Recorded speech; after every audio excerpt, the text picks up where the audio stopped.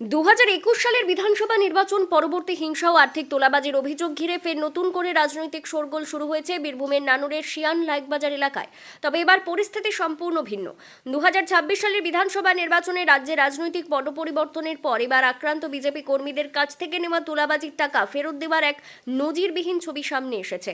টাকা ফেরত পেলেন জানিয়ে কি মারাত্মক অত্যাচার হয়েছিল তা জানিয়েছেন আক্রান্ত পরিবারের মহিলা সদস্যা। প্রত্যক্ষভাবে বিজেপি সরকারের সঙ্গে যুক্ত ছিল এবং তার নেতৃত্বে অনেকগুলো গ্রাম যেহেতু বিজেপিকে সমর্থন করেছিল বলে এই এলাকার যারা তৃণমূল বাসিন্দা, তৃণমূলের নেতা, তারা আমাদের উপরে 2021-এর ভোট পরবর্তী হিংসা চালায়, আমাদের দোকান ভাঙচুর করে, দামি দামি মেশিন, তার মধ্যে কম্পিউটার এবং ডিজিটাল অ্যানালাইজার মেশিন, তার সাথে সাথে আরও কিছু রক্ত পরীক্ষার মেশিন ভাঙচুর করে, আমাদের সমস্ত আসবাবপত্রগুলো ভেঙে দেয়।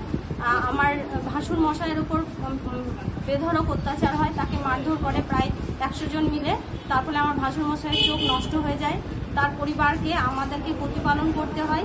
ভোট পরবর্তীকালে আমাদের সঙ্গে পাশাপাশি লোকের যাতে সম্পর্ক না থাকে তার জন্য ব্যবসা বন্ধ করে দেওয়া হয়, কথা বলতে বারণ করে দেওয়া হয় এবং আমরা একঘরে হয়ে যাই। পরবর্তী ক্ষেত্রে আমরা অনেকটা সময় পর আমরা স্থিত হই এবং আমাদেরকে আমরা নিজেরা একটু একটু করে উন্নতি করতে থাকি। এই টাকার যোগান আমরা আমাদের কাছ থেকে যেহেতু সেই সময়ে 1,30,000 টাকা ক্যাশ বাবদ নেওয়া হয় এবং পরবর্তী ক্ষেত্রে এত ভাঙচুরের জন্য আমাদেরকে গয়না বিক্রি, আমার নিজস্ব গয়না বন্ধক দিয়ে মথুর থেকে লোন নিয়ে সেই লোন পরিশোধ করতে এখনও পরিশোধ করে যাচ্ছি এবং আমার ভাসুর মশাইয়ের পরিবারকেও প্রতিপালন করে যাচ্ছি, যেহেতু তার একটা চোখ পুরোপুরিভাবে নষ্ট হয়ে গেছে। অভিযোগ, 2021 সালের নির্বাচনের ফল প্রকাশের পর শিয়ান লাইকবাজার এলাকায় বিজেপি সমর্থকদের ওপর ব্যাপক অত্যাচার চালানো হয়েছিল। বহু বিজেপি কর্মীকে গ্রাম ছাড়া করার পাশাপাশি তাদের বাড়ি ও দোকানে ভাঙচুর চালানো হয় এবং এলাকায় থাকার জন্য মোটা অঙ্কের আর্থিক তোলাবাজি করা হয়েছিল। বিজেপি কর্মীদের দাবি, সেই সময় তৃণমূলের দাপুটে নেতা কাজল শেখের ঘনিষ্ঠ বলে পরিচিত আলিফ শেখ ও মামুন শেখ তাদের কাছ থেকে জোরপূর্বক ওই টাকা আদায় করেছিল। তবে কাজল শেখ বলেছেন, 2021 সালের যে নির্বাচনের কথা বলছেন, যে ভোট পরবর্তী হিংসার কথা বলছেন, 2021 সালে কাজল শেখের ক্ষমতা, কাজল শেখের দায়িত্ব চারকোলগ্রাম গ্রাম পঞ্চায়েতের মধ্যে সীমাবদ্ধ ছিল। চারকোলগ্রাম গ্রাম পঞ্চায়েতের মধ্যে হাটসান্দি গ্রামটাও আমার আন্ডারে ছিল না। স্বভাবতই তৎকালীন সময়ে যদি কঙ্কালীতলা গ্রাম পঞ্চায়েতে কোনো ধরনের বিশৃঙ্খলা, কোনো ধরনের দুর্ঘটনা, কোনো ধরনের অপ্রীতিকর ঘটনা ঘটে থাকে বা কেউ কারো কাছ থেকে যদি টাকা নিয়ে থাকে বলপূর্বক, জোরপূর্বক, তাহলে সে বিষয়টা আমার জানার কথা নয়।